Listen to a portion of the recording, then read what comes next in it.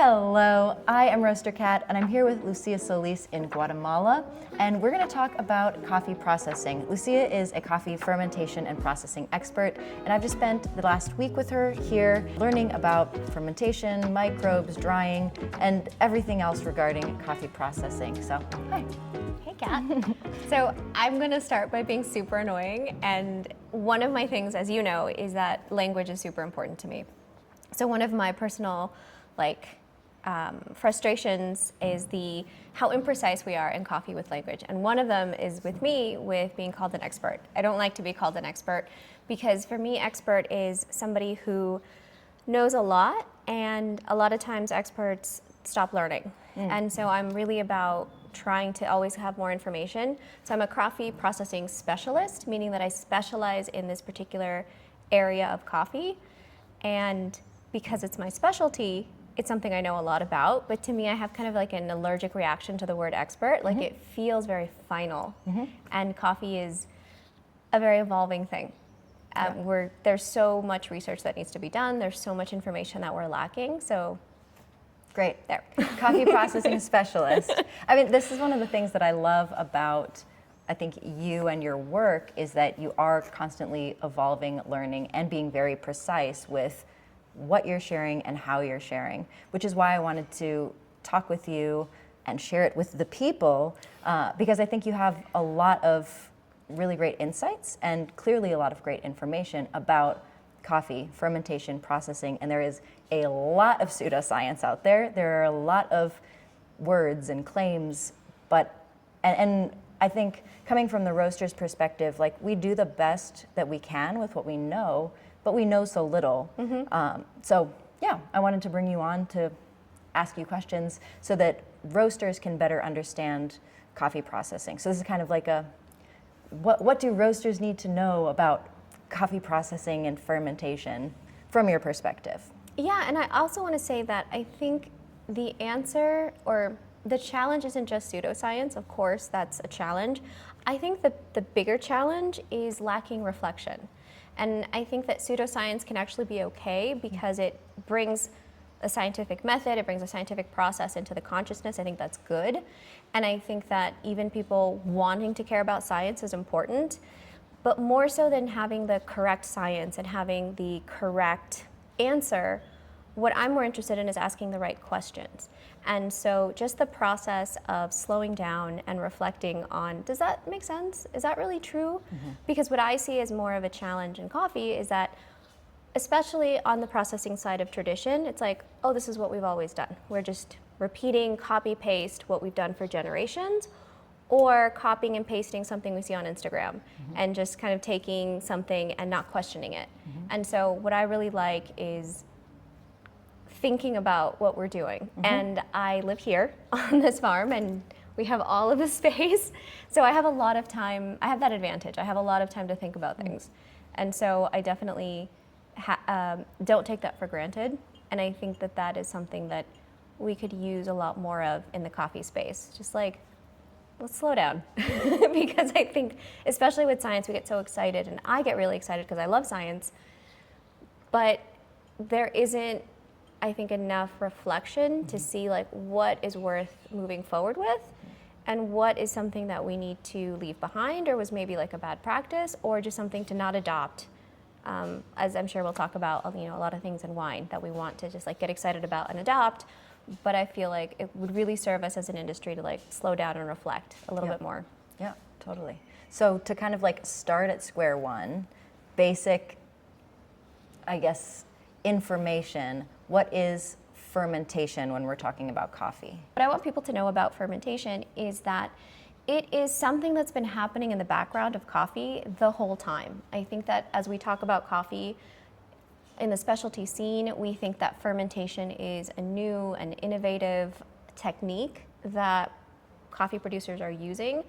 And it is and it isn't. It's something that a lot of coffee producers are using now with really positive results. And it's also what's been happening in the background the whole time. And what I mean by that is that fermentation is a way that we can clean the seed. So we have a fruit, we have a coffee cherry, a fruit that has a peel, and it has a mucilage layer, and then it has a seed, and the seed is the thing that we want. So the way to get the seed out was we have to get through all of these layers, and fermentation was nature's free way of getting to the seed.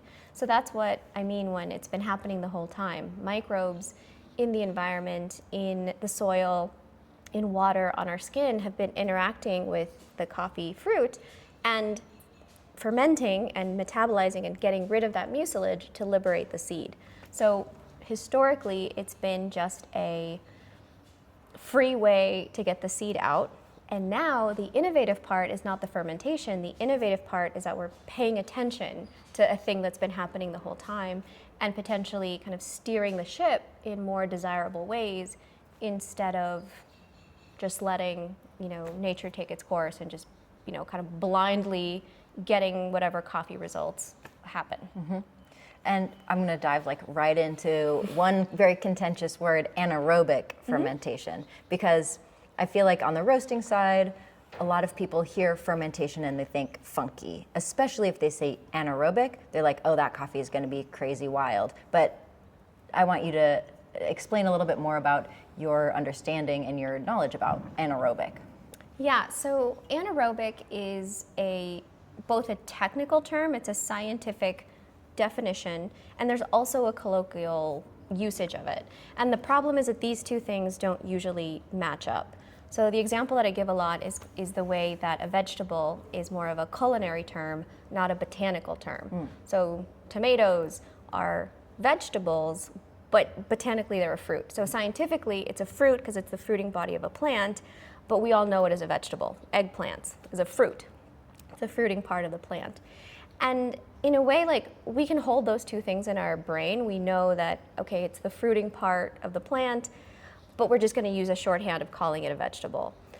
And in coffee, we haven't gotten to that point yet, where we think anaerobic is the scientific term and not realizing we're using it in a colloquial sense. In a sense that means my fermentation is protected from oxygen, and that gives me generally a fruity, funky result. When, if you ask science and scientists, a fermentation is always anaerobic because a fermentation doesn't require oxygen as an electron acceptor, meaning that oxygen is not part of the equation. It's not part of the plant. Oxygen doesn't factor in. If it does, it's respiration, right? Because the microbes are fermenting, which is their metabolism, which is separate from respiration, which requires oxygen. So again, it gets really technical really quickly, but it doesn't matter. The flavor is the flavor. So, I don't want to be the language police and tell people to stop using this word anaerobic, but I would like more awareness in that it's a marketing term, it's a colloquial term, it's not a scientific term, and it doesn't mean what people think that it means. And the reason that matters is because when people think anaerobic scientifically means something, and that's the reason for my flavor, we send producers down this rabbit hole of doing weird processing, which doesn't end up usually getting the flavor results that they want. And so for me, it's a problem not of being correct, but really of just wasting time. And producers have limited resources, they have limited time, and limited coffee. We only get one chance a year to make this coffee, and if we make the wrong choices, then we have to wait for a whole other year. So having the right information just helps make better choices. Mm-hmm. Yeah, because I feel like colloquially, jargon-wise, in the coffee roasting industry, the roasting side of things, people think that anaerobic means in a sealed tank. That's the definition in so many roasters' minds, which in a sealed tank can be anaerobic, or also will be anaerobic, but it doesn't have to be in a sealed tank to be anaerobic, is what you're saying. Yeah, so there's two things there, where in a sealed tank, I'm a big fan of actually more of plain speak. If that's what you are doing, then say that. Say I'm doing a sealed tank. Anaerobic sounds so much fancier. Exactly, and there's definitely a space for marketing. But there's the point of the sealed tank is a method, and an open fermentation that is completely exposed to oxygen that we're actively mixing is also an anaerobic fermentation. Both of those are an anaerobic fermentation. And the problem with naming the thing, with saying anaerobic fermentation, is that it implies that that's the reason for a flavor. And most of the time it isn't. And so another example I like to give is that saying it's an anaerobic fermentation, it's in a sealed tank, is the equivalent of saying it's in a blue tank or a green tank. The color doesn't really impact the flavor. It's just kind of a fact of the structure, but it's not the thing that's giving the coffee the flavor that we think it's giving it. That belongs to the microbes, not the type of tank or the sealed tank or the open tank. Yeah, that was going to be my next kind of line of questioning. So how does fermentation impact the flavor of coffee? Because what roasters want to know is what flavors are here that I can, roast out of the coffee. Right. So what's great about fermentation is that we get the metabolism of yeast. So it's like this happy accident of nature that yeast are an organism that consume the sugar just like we eat food, and we have a waste product. The happy accident of nature is that we love yeast poop. Yeast poops and farts is what I talk about. It's their waste product, and we're like, yes, delicious. And so when they are consuming and breaking down the mucilage, they're creating byproducts, precursors that both are preserved in the seed and don't get changed by roasting, and that are also precursors that do get changed by roasting. So roasting does both to create new compounds from the precursors, in addition to being able to have those precursors create new flavors through roasting. There are some flavors that yeast make that can infuse into the seed and are unchanged by roasting, that kind of survive that roasting process. So depending on what microbes are breaking down your sugar, you can change the flavor of your coffee. So it both is very important in having an impact on flavor, and a thing that happens naturally with no effort at all, because yeast and bacteria are in our environment anyway. So it's really this like sliding scale of importance. It's like super important, and you can really control it, and you can do absolutely nothing and still be fermenting and getting flavors and having an impact on your coffee. Yeah. I feel like roasters struggle to understand like what precursors are there to figure out how to bring them out. So like what's the difference between a natural and a washed coffee in terms of the yeasts, bacterias that are there that change the flavors that you can get? That's a hard question for me to answer because it's a lot. Yeah. Yeah. I mean, as it depends, it's different here than it is in Colombia than it is in. Well, no, but like, what's the difference between naturals and wash is actually pretty significant. Yeah. So, we've talked about in the course that you were just in, we spent 2 hours talking about germination and how the germination is a whole other metabolic process that wash coffee goes through that natural usually doesn't go through, that really impacts flavor. So it's really hard to separate how much flavor impact is from fermentation, how much is from germination, because drying can happen over 10 days to 5 weeks. And for me, if a fermentation could be 30 hours or 60 hours, it's much shorter. So the thing that happens longer could have a stronger impact on flavor, the 5-week thing, than the 40-hour thing.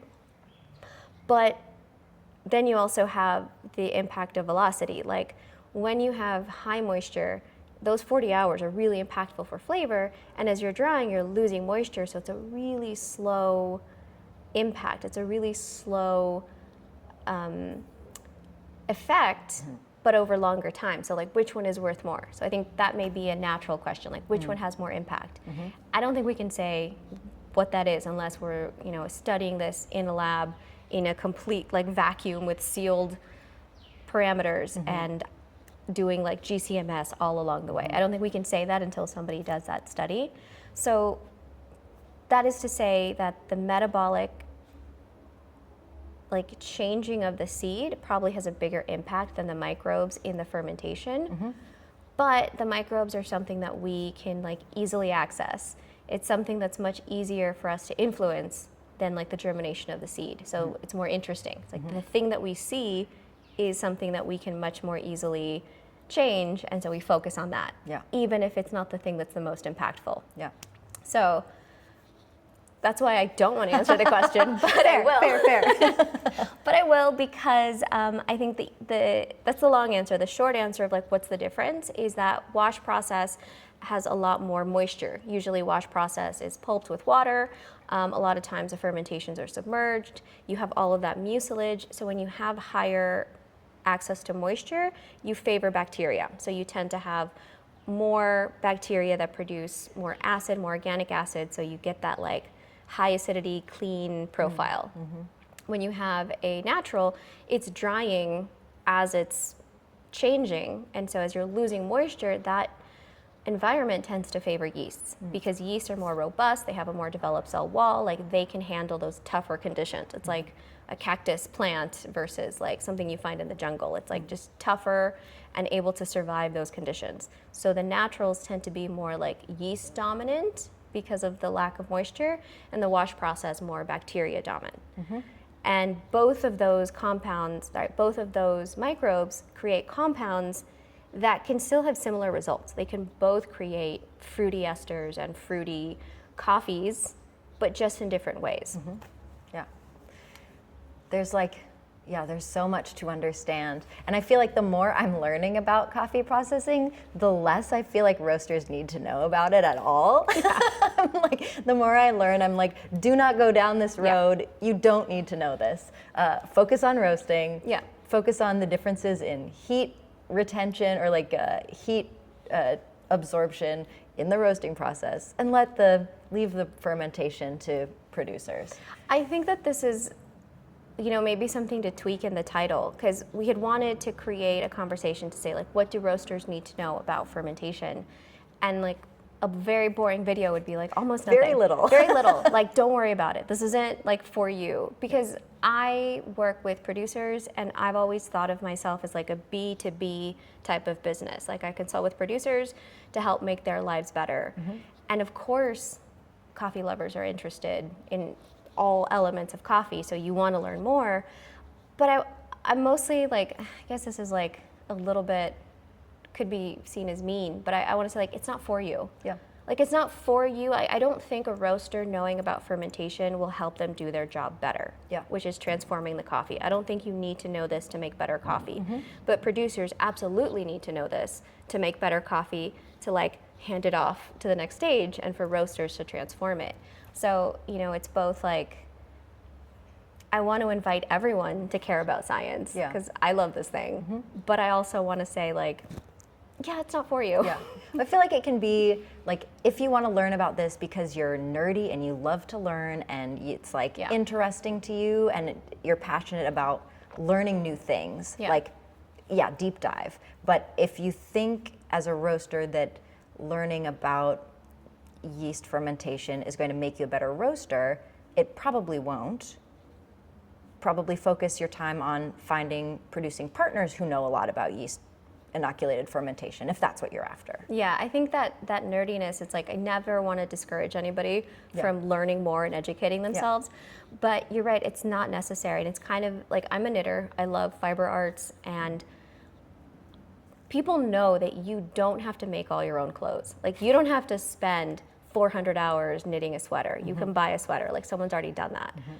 I want to spend 400 hours making a sweater because I like that, not because like that's superior to what anybody else can do. It's like a particular interest, but I don't think we've put that in that context. I think that there's some, not like a myth, but there's just kind of a standard of like, to be a good roaster, you must know all of these things and you better educate yourself. And that's the part I don't think is true. Yeah.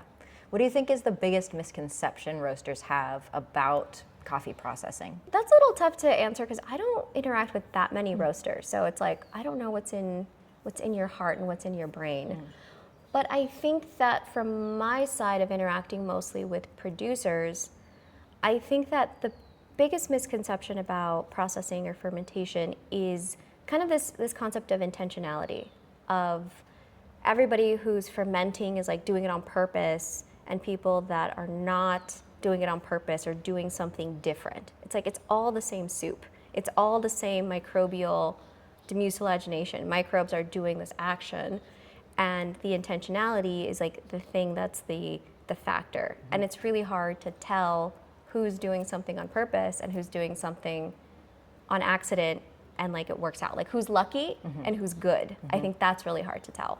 How has your approach to like teaching fermentation changed over the years of you doing it?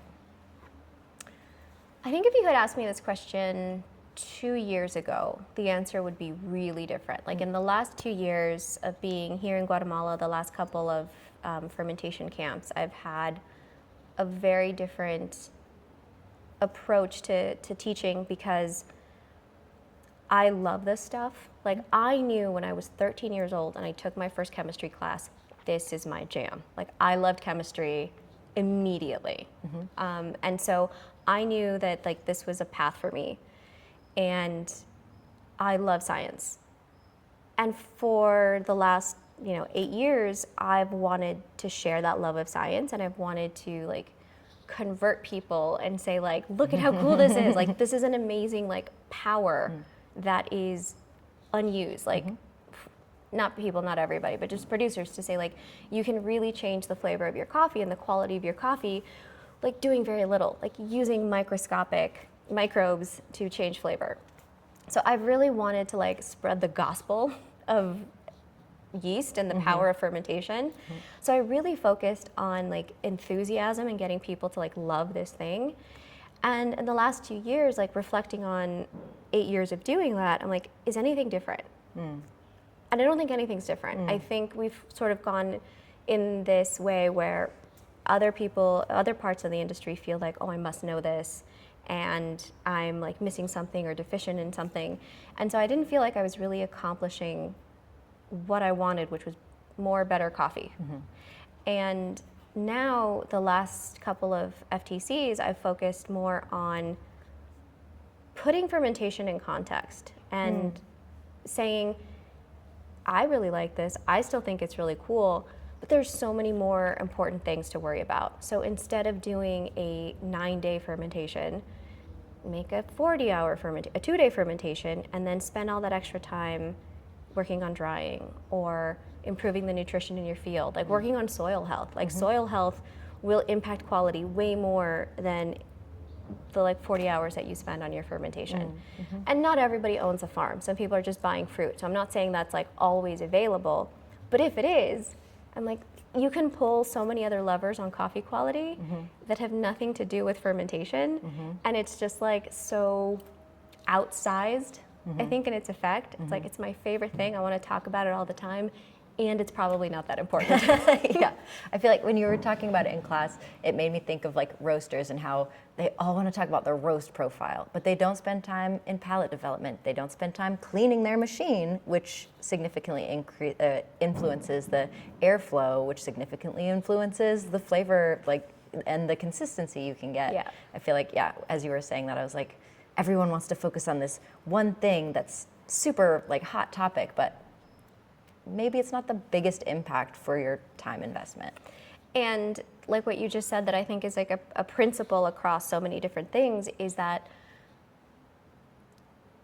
cleaning is like the most important thing. Yeah. Like no one wants to hear that. Like no one wants to come 5 days, come to Guatemala, do a course, but now I have to say it, and I have to end the whole course and saying like, just clean more often. Yeah. Like spend more time cleaning, and like don't buy fancy yeast, and like don't buy a new tank. Like clean what you already have.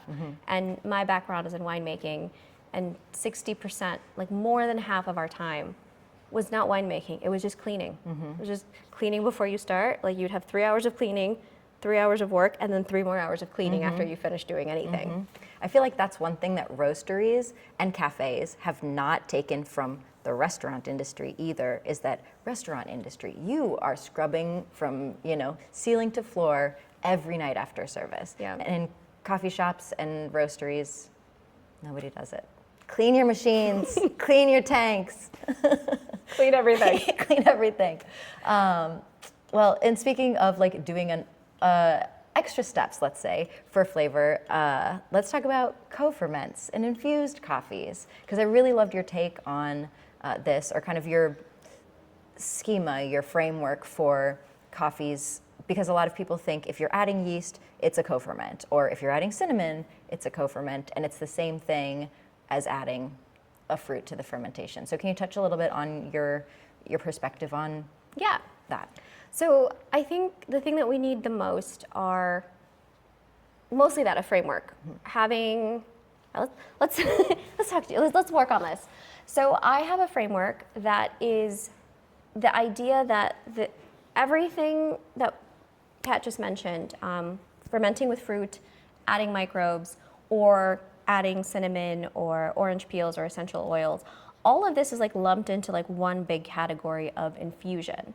And I understand the temptation of doing and putting it under the category of infusion because you think you are putting in external flavor. And I think there's a place for that, but I think putting all of that under infusion or adulterated coffee is incorrect. It's both not really helpful to like move coffee forward and also factually incorrect scientifically, because when we're adding yeast, it's very different than adding papaya to a tank. What yeast and bacteria are doing, first of all, they're already there. They're already part of the coffee microbiome. So we're not adding anything that's not already there, whereas like pineapples aren't a natural part of coffee. Yeah. So when we're adding pineapples to a fermentation, that is something that's different from coffee. But we'll get there. So if we're adding yeast and bacteria, we're adding a higher concentration of a certain yeast or bacteria, but they're already there. So we're turning up the volume on a microbe that exists in coffee already. So I have that in a very separate category. For me, those are fermentations. That is an intentional kind of shift to our coffee. When we're adding fruit, that is a co-ferment. We're fermenting with papaya, fermenting with pineapple, fermenting with strawberries. And in that case, you are adding you're adding fruit to fruit, and that other fruit has its own external microbiome that comes in on the skin of the fruits, and you're adding sugar. So you have a fire, and adding fruit is like adding gasoline to that fire. And you're feeding the microbes that are already there. So that's a separate category. And then on another side, we have what I think are infusions, where you are adding cinnamon or essential oils. And I think of an infusion as like a one-to-one translation. I add cinnamon because I hope my final coffee has the flavor of cinnamon. Mm-hmm. If I add orange essential oil, I hope my coffee has a flavor of orange. When I'm adding yeast or bacteria, I hope my coffee doesn't taste like bacteria. Bacteria is not a flavor, right? You're adding a live organism that's changing your raw material and giving you something else. It's a transformation. So I really separate a transformation from like passive infusion, like a passive like preservation. I put in cinnamon, I get out cinnamon, one-to-one. I put in yeast and I get out floral, jasmine, I get, citrus, like whatever. It's changing one thing for another. The really interesting category is the co-ferments, the fruit in the middle, because like I said, there you're adding gasoline, you're adding fuel to a fire, and it depends on what fruit you use. Like not all fruit is equal. So when we're doing something really acidic, like anything citrus, like oranges or lemons, a lot of Colombian fruits like lulo has really high acid, pineapples have a high acid, you're changing the pH. And a lot of times those fermentations are the most disappointing to producers because you've added something with really high acidity, low pH, and that kills a lot of microbes. And so what happens is really underwhelming. A lot of times nothing. People are like, oh, I put in pineapple to try to get pineapple, and like nothing happened. So it's kind of antimicrobial, and so there wasn't an effect compared to adding something like a strawberry that doesn't have as much acid. And I think everyone will tell you, if you put strawberry in a fermentation tank, you will not get strawberry out. You cannot get that one-to-one flavor. You're adding more sugar and you're adding more other stuff, but you're getting a completely different result. So I think that fermenting with fruit is a separate category, and it's really misunderstood by everybody. Like it's wrong to lump them all together. And I think that mostly my beef with it is like the idea of morality, of like that there's a correct way and like a wrong way. And like anytime language goes into, a prescriptive, like this is pure coffee and this is like correct coffee, I just feel like that's those are not the conversations I want to have, and I don't think those conversations are helpful. So I really like to stick to what are microbes actually doing, and how are these things different, and like leave the judgment. Like it's a judgment-free zone. Like I have no problem with cinnamon coffee. There's a market for that. Like it really bothers me that like cinnamon coffee is delicious, and if we put cinnamon syrups and we make a beverage later, like why couldn't producers do that too? I think it's really unfair to say like you'll have your pumpkin spice latte, but if a producer puts cinnamon in their tank, it's unnatural. It's unnatural, and like now, you know, they're a liar. Yeah. Like that's insane. Yeah. I feel like part of the difficulty here is there's just that there are so many categories, and we have a lot of times lumped them all because it's nearly impossible to figure out like where the delineations are with fruit, because different, as you've like said in the course, different yeasts and bacteria interact differently with different genetics of different varieties, and so there's just been a lot of like the industry at large wants to lump anything that you add to coffee into one thing, which is kind of, it's small-minded and not correct. Well, it's reductive and it's unhelpful, like in moving the industry forward. And mostly it's helping, or it's keeping producers kind of stuck in a box and saying like, your role is this, and we're only comfortable if you stay in this box.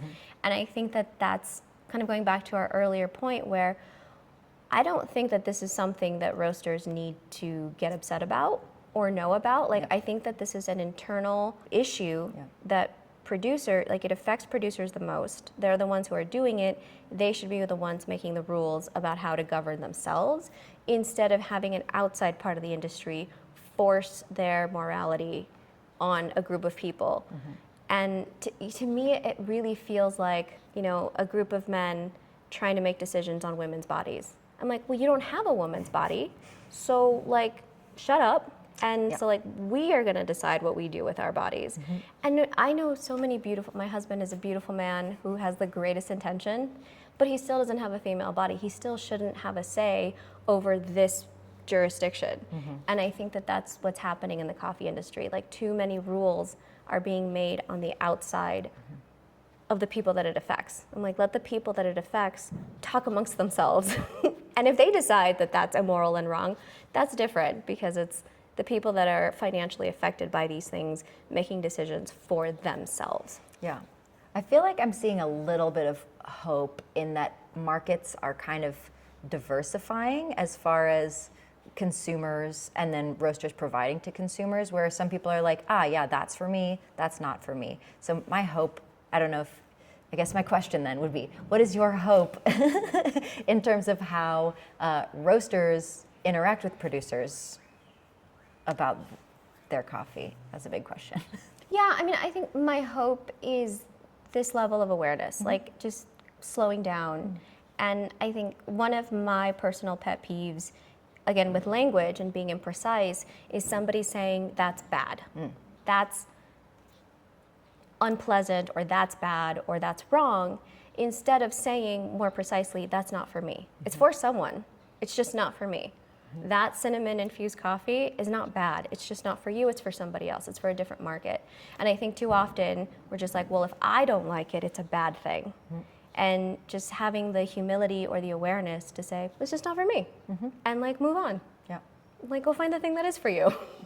There's plenty of coffees out there. You can find the ones that work for you. Yeah, and I think there's so much like fear of added microbes in terms of, we're gonna homogenize coffee and we're gonna like, you know, pinpoint this one flavor profile. But I think that danger is already happening in a lot of the conversations, in saying like there is a right way to process coffee, this purity concept, that we need to have transparency of the land, the terroir, and like there's this right way to do coffee, when how boring. Like, coffee should be incredibly diverse, and we should have coffee for everybody at all of these points. And coffee that maybe has some kind of infusion or is processed in a certain way is valid. Like, it has a market, and it's just about like connecting that coffee to the people that like that coffee. Like, I don't know why we have to like shit on things we don't like. Just like, go drink what you like. You know? Totally. I have one last question. It's kind of an impossible question, but I've been asking it to a number of people recently, and I'm just super interested in the results. So if you have like a pie, you have 100%, and you have to give it to 5 steps in the coffee journey so step number 1 is like, I'm calling, if you have a better word for it, let me know.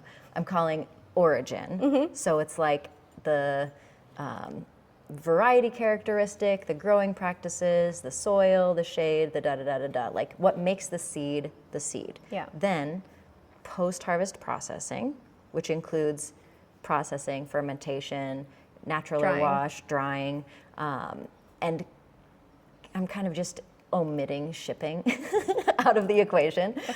Pretend it doesn't exist. Number 3 is roasting. Number 4 is brewing. And number 5 is consuming, like the moment of consumption. Where does the flavor come from? Where does the flavor come from? Oh, I thought this question was going to go in like, what's most important? And like, if I have my pie and I have to assign sections. Yeah. So I guess it's similar, kind of same. I guess what's the difference between, because words matter, what's the difference between saying what's most important versus where does the flavor come from? because I think that the flavor comes 100% from roasting, because like a green coffee tastes like crap. So the flavor comes from roasting. You must transform it. So we can't give a 0 to that. Like that is where the flavor comes from. But the importance. Let's do your part. Yes, importance. The importance, like I would just give it to the origin, the growing, and then the marketing, like, and then screw everything else. Like none of the other stuff matters, because I have tasted coffees that have in Africa that have such strong genetics that are grown so well that are almost indestructible. You can have the worst processing, you can have the worst roasting and the worst brewing, and this seed will shine and I will have an amazing cup of coffee. So like when all of that other stuff is dialed in, I feel like this seed is like a survivor and it just will not die. Like no matter how old it is, bought from a gas station, like this coffee will shine. So I think that the most important thing is that part. And then like the marketing, like what you tell people and people's expectations. So, you know, if you tell somebody that this is a, I don't know, an 80-point coffee from some new origin and they don't know what they're doing, like people will train themselves to think that this is not good because I don't want to embarrass myself. I want to be cool. So I think that the psychology is incredibly important of how we present things. Yeah. So if you say this is a super rare variety and it was processed in this way, then you will train yourself to say like, I need to like that.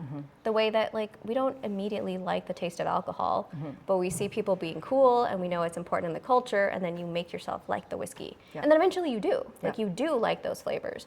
But no one has a beer for the first time. Like, hardly anyone has a beer the first time and says, I'd rather have that than like a fruit juice or Yeah. something. Yeah. So like, I think that it's all land and all marketing and nothing else is like, it's negligible. Yeah. Yeah, I would lump marketing, or I would include marketing in like the moment of consumption sort of thing. Because yeah, I think it's a lot about the consumer's mindset as they're actually experiencing the cup. All right, so processing specialist says processing doesn't matter. That's mostly what I do. I'm like, this is my favorite thing and you don't need to worry about it. Love Processing doesn't matter and you don't need to know about it. Love it. Cool. Is there anything else we didn't cover that you want roasters specifically to know about what you do or your perspective on coffee in general? I would say a lot. A lot. But we don't have time. Well, we don't have time. So the thing I would say, if I do have a chance to talk, you know, to this audience that I don't usually get a chance to talk to, is that I consult with producers, I work with producers, and there's this idea of relationship buying and origin trips being really important. And I think they are really important for buyers and roasters to get context of how coffee is grown, how long it takes to ship things. I do think there's a lot of value in origin trips, but I don't think there's enough respect for how burdensome they are to producers to host people, to feed them, to take time out of their day. Because a lot of, I'll speak for Latin cultures, are really it's really important to be a good host. It's really important to make sure that when someone comes to your home, they have a good time and to not kind of let them see you sweat. But in the background, it is quite a heavy burden. And I don't see enough kind of awareness of the burden that it is to come to a place and take up somebody's time. Again, it's also like an opportunity cost. Like they're, during harvest, when they should be working on coffee, are driving you around to a million farms. And I'm not saying that every producer doesn't like that and that every producer has a hard time. I just don't see enough respect when visitors are coming to say, this is a burden, this is like an added thing for producers. So I would love for that awareness to exist more, and not for origin trips to completely disappear, but really think like, how important is it for you to go? If this is like your 5th trip because you love going to Guatemala or you love going to, the place, maybe not. Maybe don't take that 6th trip. Yeah. Well, I feel like we circled back around to where we started, which was reflection and slowing down and being intentional with words and actions. So that's a great place to end. Great. Cool. And if you want to hear more about what Lucia thinks about everything else regarding coffee, you can literally listen to hours and hours and hours of her talk about it on her podcast, Making Coffee with Lucia Solis. And in Spanish, if you want to both practice your Spanish or know a producer who could benefit from some of this information, I have a newer podcast called Cabal Café, which is much more practical. Like making coffee is more philosophy and winemaking and stories. And Cabal Café is a shorter format that's really meant for producers to have some like roadmap on what to do with fermentation and guidelines. So much more practical than making coffee. Yeah. I'll link those down in the description below so you can check those out.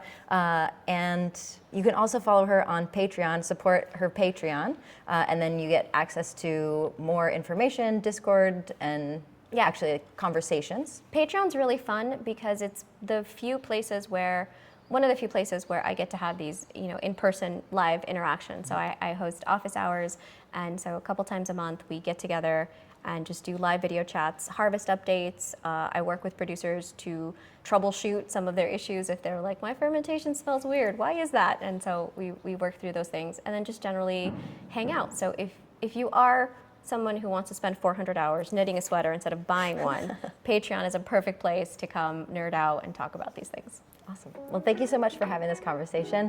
Thank you for watching. Make sure to like if you like this video, subscribe, and follow for more coffee and coffee roasting content. We'll see you next time. Cheers.